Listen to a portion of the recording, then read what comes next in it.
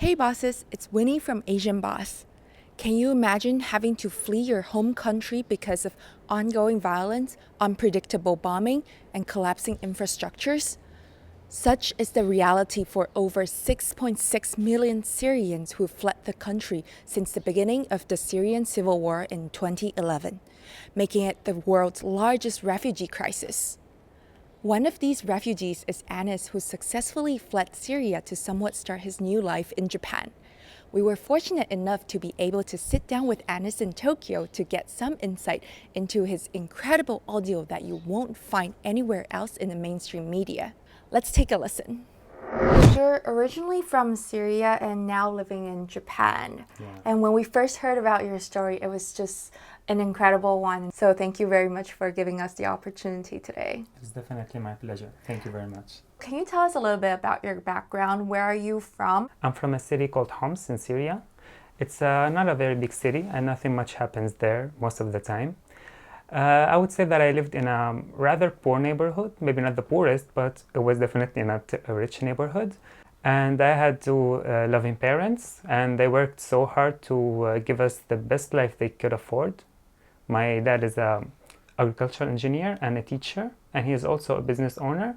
And my mom is a pharmacist. Did you think that you were going to come to Japan when you were, a student or, during your childhood in Syria? I thought maybe about visiting Japan once, but I didn't think I would be living here. But you knew about the country. I definitely knew a lot about I mean, not a lot, but I had some big image about the country that I developed maybe from my father. My father always used to tell me that, well, if you want a durable product, if you want a product that is cheap and durable, please take the Japanese one. Okay, so made in Japan. Made in Japan is like the brand of the good things. A funny thing, actually, when I was young, we had a lot of anime on TV. Everybody used to love Pokemon, but people started saying that Pokemon is made from an enemy country. Why? Such as the US or Israel. So people started saying what Pikachu means death to Arabs, for instance, or the names of the Pokemon. People were saying the name of the Pokemon, they stand for insults for our community, like for the Arabs or for the Muslims, and everybody started demanding boycotts for Pokemon, and we want justice, we want explanation. But of course, the studio had to do something about it, and they released a statement that was in every advertisement that this anime is from Japan, and Pikachu means this, and Pokemon means pocket monster, and they made this kind of ad every single day, between every show, especially for children, to teach them that this is not something that targets you. So this was the first time that I discovered that anime is made in Japan. It's not made in USA or made in Syria. What is your legal status here in Japan? Are you considered as the refugee in Japan? Actually, I'm considered as a student. It's a little bit complicated because I was a refugee in Lebanon, but when I came here to Japan, I was recognized only as a student. As a start, a student status would definitely be great, because it definitely gave me a chance to escape the situation that I was in.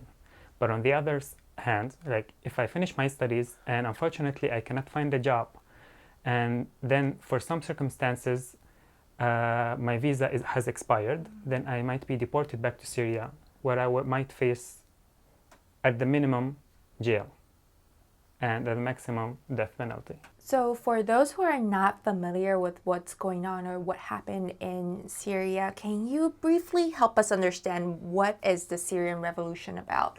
So Syria got independence from France in the late 1940s, and we had a kind of a shape of democracy that was still an early democracy that was not very stable, until the father of the current president had a coup in the country and seized power by the force of the army, and of course many supporters. This was the year 1970, and in 1970 people had no chance to express anything. All political life died out, and democracy ceased to stop immediately. In 1980, people started to make some demands or revolutions and just say that we need more space, we need more freedom. It was all completely destroyed by force. So people in the 1980s learned that there is no way that they can stand up to this brutal regime. In the year 2000, the first president died out of old age. And we thought that finally we can get a chance to maybe experience some better, maybe not democracy, but like a change, definitely. But surprisingly, it didn't happen. The presidency was inherited to the son, which is the first inherited presidency in the whole world. In Syria, maybe we have circles of privilege, I would say. The first circle is the presidential family, which is definitely the innermost circle. After that, you would see the commerce support loyalists. And these commerce support loyalists are the people who give money to the regime. And of course, they receive all the laws and the subsidiaries from the regime. So they kind of feed each other in a symbiotic relationship. And the third circle, which is unfortunately, this group is a group that was created by the regime. They are a group that belong to a certain religion that is called Alawites. And these Alawites, they support the regime out of fear, because the regime convinced them that if the president goes away, then they will be obliterated. So they fear so much that the regime will change. So they support him to the extent, to the maximum. They would do anything. They would kill people for this regime. And of course, these people are the ones who were more and more enforced in the army. So the army slowly but surely became predominantly Alawites, especially the top leaders. And the fourth circle is the other minorities that are not Muslims. For instance, Christianity or Druze or any other minorities. And then after that, you see the circle of the Muslim Arabs, which is the circle before the last. These people maybe include maybe around 50% of people in Syria. They have little to no privilege. They cannot find a job. They struggle a lot. They cannot say anything. Freedom of speech is basically non-existent. And of course, unfortunately, there is the last circle, which is the non-Arab Muslims, which also constitute maybe around 20% of the Syrians. In their areas, there's no electricity most of the times, and water is very scarce, and development is close to zero. Wow. Yeah, and this is only like one level of systematic oppression and systematic installation of fear. So the people in Daraa are the first people who started the demonstrations, and they said, this is enough, and we will not have it like this. And they started the revolution.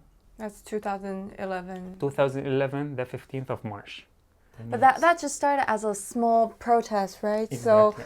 So, people didn't like how the government was taking away everything from them. And then it just became... It became like a roller coaster, taking everything. Because I remember from the first day when I heard this news, of course the local news, they didn't show anything. The local news, until today, 10 years later, they say that there is nothing in Syria and it's a peaceful space. Yeah. Really? Yeah. And they accuse all of the people who went to the revolution as being terrorists. And Islamic left, extreme most right Islamist groups, which is definitely not the case. Of course, maybe some Islamic groups arise many, many years later, but they are not the soul of the revolution. After the revolution started, from your experience, how brutal did the government get? From in day one, the army came and went into the mosque, the Omari mosque, from the first day. Like, using this brutal force is not even like for other countries in the West, for instance. If there's a riot, they would get riot control units, or maybe they will get the police. But in Syria, from day one, they brought the army that is supposed to be the protector of the people. And then they attacked the people.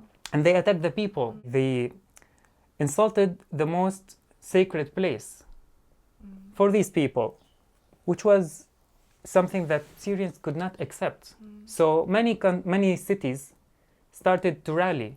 I went into marching with everybody, and I was around at the beginning of the march, like not towards the end. And there were like some kind of what they call themselves as courageous people. They were like running and checking the corners if there's anybody to make sure that everybody who's walking is like safe. Oh, you can go this street, you can go this street. And I remember at the very corner, one guy was saying, yeah, it's fine here. You can come past, you can come past. And a bullet went into his head in front of me. And it was the first time that I've seen a dead body or a person die in front of me. I was so shocked. I froze immediately for I don't know how much. Like some people had to drag me. And I saw him falling on the ground. And of course everybody started running. And this was only the first week. And we were just saying we want freedom, we want equality, we want jobs, we want to live. So far, the revolution has lost around 1 million people. 1 million people have died in the Syrian war. You also lost people who were close to you? Actually, I lost 2 uncles and 3 cousins, not mentioning the people who were detained and tortured and were scarred for life. And these are only, I'm talking about immediate family. I'm not talking about friends or like a cousin of my cousin or my dad's cousin. I'm talking about very immediate family. I lost so many. Even my brother was detained for 1 full year. And he saw torture that I'm sure none of your viewers would like to hear about. It's horrible. He went out and until today he's still struggling mentally to deal with it after going out. And it cost our family all of our sanity until he got out. And we still believe that we are one of the luckiest people in Syria that he got out alive. Most people that I know, their son or daughter or father or mother or child can go into the torture chambers and they will die.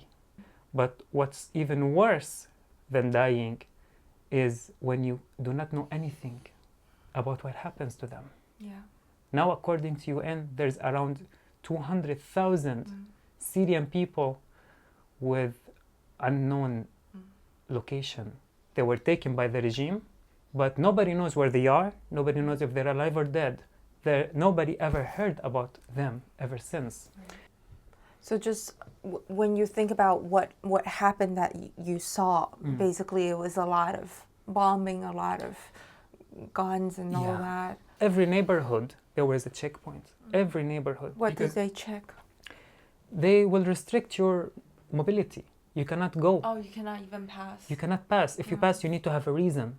Like if you're a student, you would need to show that you have an ID, you have classes today, they need to go to the university. Phone as well if you They definitely check your phone. This is the first thing they check. And most of the times they check your phone, and if you have Facebook, even if you have nothing on Facebook, you will be jailed just because you have installed Facebook. Because there's a chance that you might do something. To talk about your country. Yeah, because everybody who, most people who shared their story, they shared them on Facebook. So the government was very aware that this Facebook, we need to stop something called Facebook. But a lot of times they would take you without any reason, just to instill fear, just to make sure that they are in power and you are not allowed to say anything.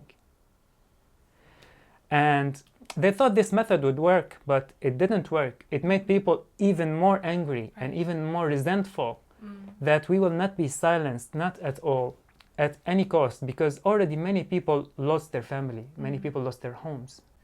In Homs City, as I was saying to you, the whole city was blockaded. Nobody was allowed to go in or go out. But before the blockade, severe shelling lasting for many days straight. They would fire thousands of shelling, like random shelling on anybody that is existing in this land. Not even like they have an intel on somebody, they shell them. No, they shell everything. So I remember the whole city was gone? The whole city was gone. The whole old city. It was completely destroyed. Now you can see on YouTube, actually, there are many videos that show you some drone going there. There's nothing. There is nothing. It's just rubbles. Rubbles everywhere. So a few days before that, they were starting shelling.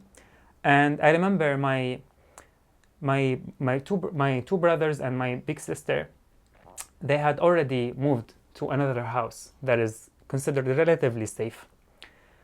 And I stayed with my dad in the house because we were like, it will stop shelling in a few days and maybe it will be better. Because sometimes it will shell, like they start shelling for 1, 2, 3 days and maybe they will stop. And maybe we'll say, oh, it's over. And then we can continue living our normal life. But this time it bombed so hard that the next building, the building facing us, completely collapsed. And I remember the next day, my dad was like, it looks sunny today and the weather is good. Maybe they're not gonna start shelling today. So he was going into the balcony and I told him, Dad, don't go out in the balcony. I rushed and I just pulled him back by force, and immediately a shell came into the balcony and destroyed 4 balconies under each other. Like the whole balconies were completely destroyed. And at that day, my dad was like, we have to run immediately. So I grabbed only one bag, like my backpack, that had only my laptop, and I ran away. We ran away to another house in Homs City, only for 1 day. The next day, we immediately fled to Damascus. And this was my first migration, running away to Damascus, the capital. And until that day, I have never seen our house again, since that day. Can you tell us a little bit about the day that you actually left the country? Actually, this was definitely the worst emotional day I have ever had. When was that? It was the 13th of February 2013.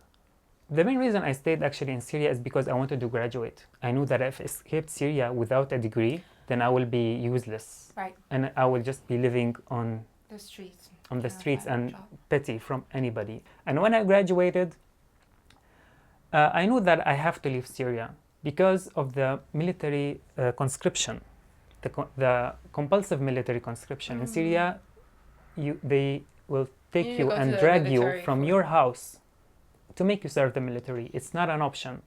On the morning of the 13th of February, I remember my dad waking me up, like he was shaking me, like wake up quickly. And I woke up like so afraid. I thought there's shelling, because this is what's usually happened. Like if they wake you so quickly, it means there's shelling or you have to evacuate or something happened.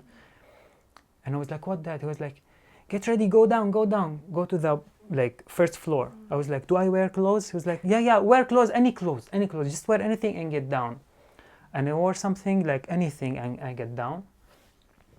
And there was a car, a taxi car. And he was like, get in.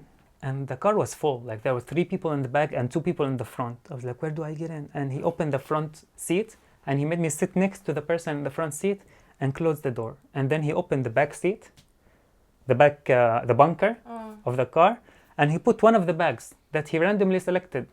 And he put it and he closed. And he said, see you. And the car went. You didn't know who was in the car. You didn't know. I knew the driver. He was a friend of my dad. Okay. And I knew that he's going to Lebanon. But I didn't, there was no explanation of what is going on. For 4 hours, I was on the way to Lebanon. 4 hours of complete crying. I was crying for 4 hours non-stop. Everybody in the car was trying to soothe me down. But for me, I felt like I felt like being completely separated from my country. I felt like I was literally forcibly removed. And later I knew that my dad did this because he knew that the lists of people who are not allowed to exit the country, they are issued 1 month in advance. So it's not the 15th of March, it's actually the 15th of February. So he didn't make you move that day. You'll be at the army. Yeah, I would be either at the army, but most probably I would be dead. Because at the army, if I go to join the army, they will force me to kill my brothers and sisters. But I refuse to do that. And if I refuse to do that, they will kill me immediately because they consider me a traitor. I didn't even say goodbye to my mom or to my brothers who were all asleep. I didn't even get a chance to hug my dad, who also took me to the car. He just closed the door and he didn't he didn't even wave. The car just walked. I felt so brokenhearted at so many levels. It was excruciatingly painful. I don't think I have seen similar pain. What course. happens if you go back to Syria? If I go back to Syria, I wouldn't go any far. At the border unit, at the border control police, they will immediately check my name that I am listed for the military, and they will immediately take me to jail before the military because I am late for joining the military. I should join voluntarily. But because I didn't join, so they will take me to jail or torture before they take me to the military. So there was not even a close chance of me doing that. So after that, did your brothers come to join you, or? My middle brother, he graduated. However, he was riding the bus to Damascus to have the clarification of documents because you can only do it in Damascus. And the next day, he already booked a taxi to come to Lebanon to me. But on that bus, the bus entered the area of the extreme loyalists in my city in Homs. And the officer came to the bus and he said, "You come down." And he was taken for torture rooms for 1 full year. So at that time, all hope for him died. All hope. And we didn't hear from him actually only after 6 months of him going there. And after my dad paid tons of money that was all borrowed money that he didn't even have. Because how much did he pay? Do you even know? I think as an estimate, he paid a total of around $80,000 to get him out. Wow. So this gives you an image of how the government just wants to suck the blood out of the people. And sometimes they do, not only, they would do abductions and they would call for ransom. Because what really matters is the money. So how did you feel when you heard the news that your brother was detained? I would say there's a part of me that died that day that I still cannot get back. Because everybody who goes to these concentration camps, they never go out alive. And very rarely, when they go out alive, they don't live a normal life. They're already somewhat... They're scarred forever. Forever. And because we didn't hear about my brother for 6 months, to be honest, we all thought he was dead. My brother actually is much more skinnier than me. He's very tiny. And many times you would see like very big guys like going into these torture rooms and they will die within 1 or 2 months. They wouldn't last. So I thought my brother would not last even a single slap on the face. I was talking with my dad sometime and he told me, "You know, Anas, I wish that your brother is dead so that he doesn't have to suffer." And imagining your brother or your son or your sister or your daughter or your mom or your grandma to live with that is beyond imagination. So luckily, he was able to go out and he came to Lebanon. He stayed with me for 1 month before he was able to join with my brother in Turkey, my other brother. So both of them are in... They stayed for a while in Turkey, but working there was very difficult for them. So they had to go actually to Germany. So what happened after you got to Lebanon? Did you just, find a job? At that time, I remember I escaped with $200 in my pocket. Originally, my dad called a cousin of his who is Lebanese and entrusted him with me. He was like, actually, I know a company owner, and if you're interested, I'm not sure he will give you any job or any opportunity, but you might as well just try and go see him. I can just introduce you. And I sat with the company owner and he started asking me a few questions. I was like, well, then you start tomorrow. So you got a job as an environmental engineer. Okay, and that's what you majored in? Which is what I studied in, yeah. Wow, and then you worked there for how many years? I worked there for 7 years, almost 7 years. Okay, yeah, okay. quite a long time. Why did you decide to make a change from there? First of all, Lebanon is as unstable as Syria. And finding finding a development chance in Lebanon was very difficult, which is where I started thinking about going abroad. I immediately thought about Japan, but I didn't pursue Japan as a first option. The main reason is because my brothers are in Germany, and I felt immediately closer to Germany. Like, I want to see them, and I don't know when I will see them. So at the beginning, I tried Germany, but it was very difficult to get any kind of visa or scholarship there. And to be honest, I tried over 20 countries.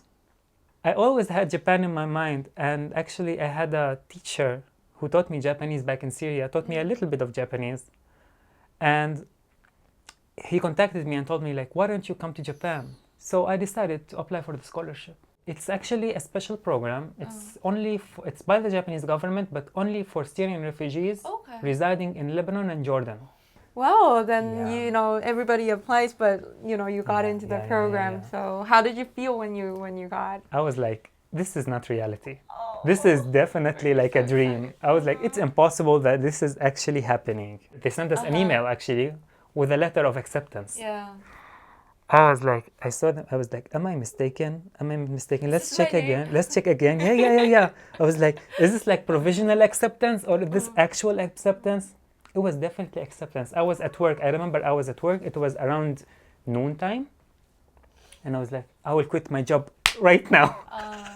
And you got the flight ticket, and then you flew over to Japan for the first time. For the first time. That was 2 years ago? It was almost 2 years ago. When I was in the plane, I was like, freedom. Like, the feeling of freedom is beyond imaginable. Because Lebanon indeed is a nice country, but the racism there is from another level. The racism, I wouldn't say of the people. The people are generally very, very nice. But the government racism, the institutional racism was so bad, so bad. For instance, I worked as an environmental engineer. And later in my job, I was a manager. But on my visa, because of the laws of the Lebanese government, a Syrian cannot work as an engineer. So on my visa, I'm working as a garbage collector. What? Yeah. All Syrians, even if you are working as, I don't know, consultants for the government, on your visa, you will still be called garbage collector or manual labor. Even your friends can come and tell you these kind of things. At least you're a refugee that is not sitting in a tent. And this kind of things, like, they think that it's okay to say this, but the person who is sitting in a tent, they don't have a better option. If they had a better option, they would do it. Right.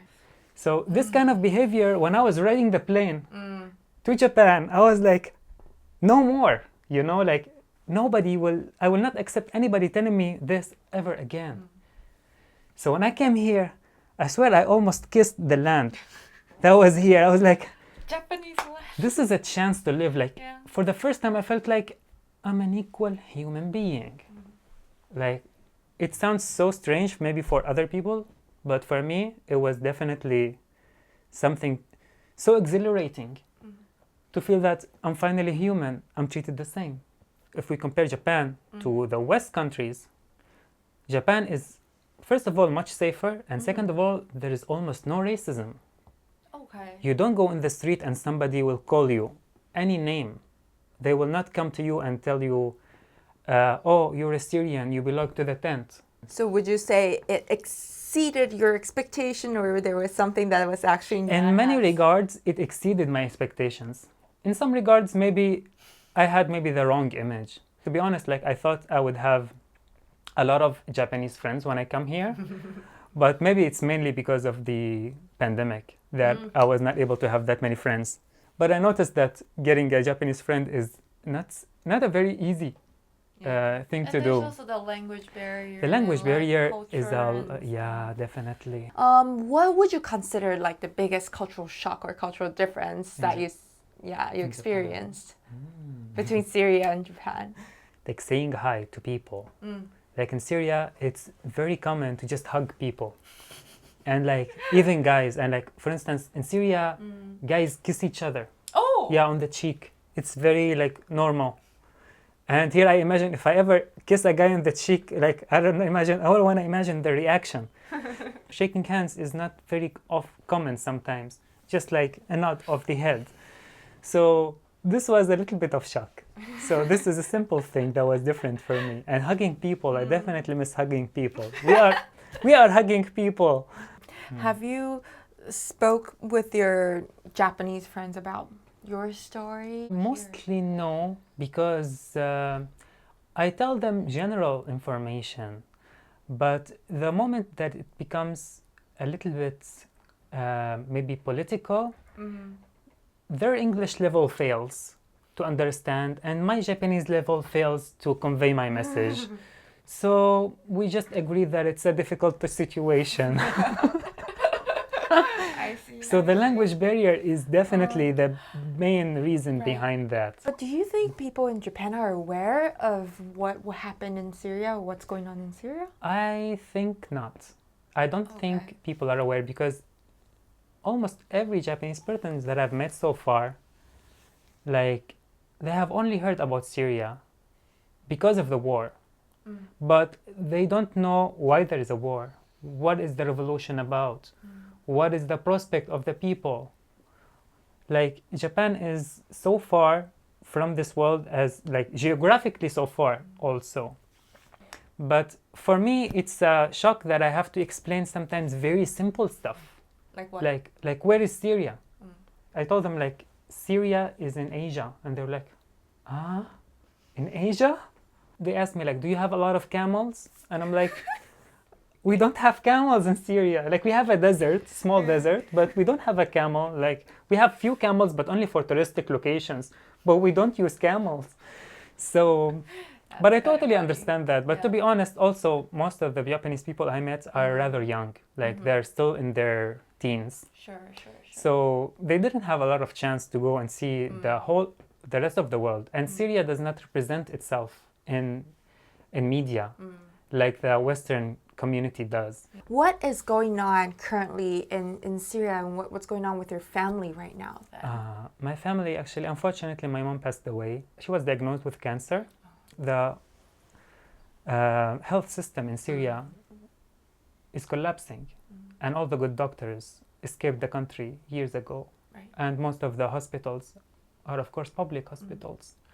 So if you go there and you're about to die, there is nothing they can do to you, or they don't even care what to do to you. So I would say, I choose to believe that she died out of negligence, governmental negligence. So my dad and my sister, on the other hand, they're still back in Syria. And their life is very difficult. So you can send money back home, or It's very difficult, but we can. No, okay. But it's very, very difficult. it has to go through some other It has to do, you have to give it by hand to certain people, and they have to deliver it, and you have to trust them, and then they have to meet them, and it's a very difficult story, because you can't directly send to No, Syria right now. no. Nobody can. no, nobody can, Oh, wow. because of the sanctions. But would you say the situation, the whole like bombing, or you know, the chaotic situation is better situations, yeah. compared to? Actually, in every city it's different. So I will talk about my home city. In my home city, all the bombing and the shooting has ended, because basically there is no resistance anymore. All of the demonstrators have either died, escaped the country, or give up, or moved elsewhere.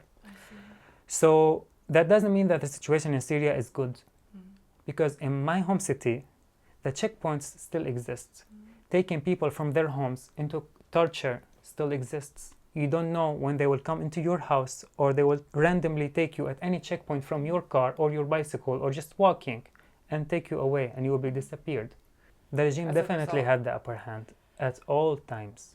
There were some times maybe where the demonstrations and the resistance had some upper hand, but the regime received endless support from its allies, whether it's Russia or Iran or or Hezbollah from Lebanon. They were able to gain ultimate priority, and the resistance had no option, because the maximum the resistance can do is maybe get some simple handguns. Right. But facing a killing machine of planes and bombardment is nobody can ever stop in the face of that. But your father didn't decide to leave the country? We always convinced him to leave. However, he feels so much in love with the land. He would rather die on the land than to escape this land. Wow. I always tell him, please come, like you're living in misery. Like they have 1 hour of electricity every single day. They have only 1 hour of electricity sometimes. And they struggle to get food. They have a small quota for gas, small quota of water, small quota of bread that they can take per day. And it's so difficult, and you have to stand in queues in very long lines. Sometimes you have to stand in line for 3 days just to get what you want from basic necessities. So every time I insist on him and tell him, my dad, this is not a living. Please come somewhere else. We will support you. He will be like, I will not leave this land. What is it that he loves about the land so much? Is it then the people? Because it doesn't sound like it's the... It's definitely the economic people. situation. And it's definitely much more than the people is the cause. He cannot give up this land and give it to the government, because the government has already taken a lot of our land and gave it to its loyalists. They already renamed whole streets.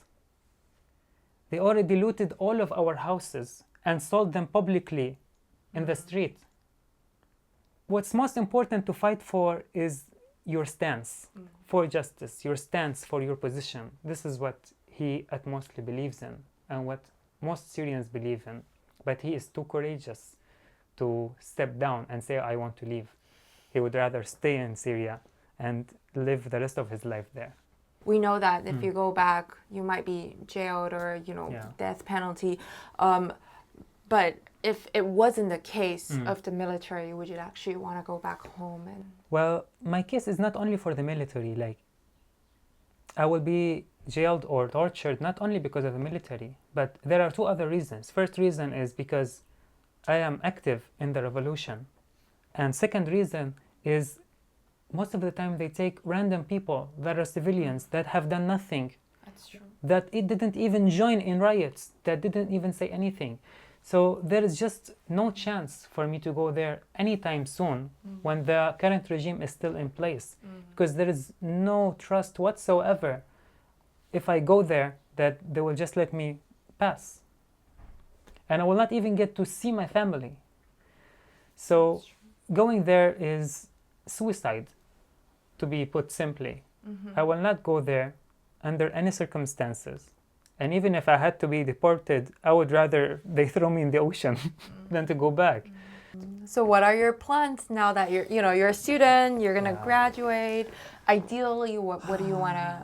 I have 2 options. One option is to pursue my PhD degree, which I'm excited for, but I'm still not 100% sure I will do it, because it will take a lot of psychological pressure on me. Power. PhD. Yeah. And if that doesn't work out, or if I opt out not to do that, then I will definitely work on finding a job here. I'm already improving my Japanese. I will be taking actually the Japanese examination, the JLPT, next month. I applied for it already. So, and I'm planning for internships and job interviews. So I'm already getting familiarized with all of the procedure in Japan. So you kind of want to settle down? I want to settle down. I want to find a job here. I want to stay here. It's very comfortable for me. It's fair to say that a lot of the things that you experience, it's just so unimaginable for us. Is there something that you would like to tell our viewers about Syria or about your experiences? Well, first of all, I would tell the audience that Syria is a very, very lovely place. The people are so nice, and the food is super delicious. Everybody will love the food in Syria. It is so delicious. I miss it so much. Second of all is that Syrians, they just want what the rest of the world wants. We want equality, we want freedom, we want happiness. Syria is the biggest crisis in modern history of refugee crisis.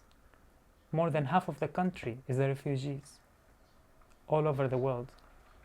And I would tell your viewers, maybe most importantly, is to be tolerant to refugees. Like, refugees are very weak, but they're not weak because they chose to be weak. They're weak because their circumstances govern them. So if you ever have a refugee friend, please hold them and hug them and make them feel that it's okay, and support them in whichever way to become better, to become an active person. And whether Syrian, Palestinian, or whatever nationality that you are, you will make a difference in your host community, whether in Japan, Germany, China, wherever you think is possible. It is possible. Thank you very much for sharing your experience with us today. It's my pleasure. Thank you very much for having me. So you say hug, right? Yeah.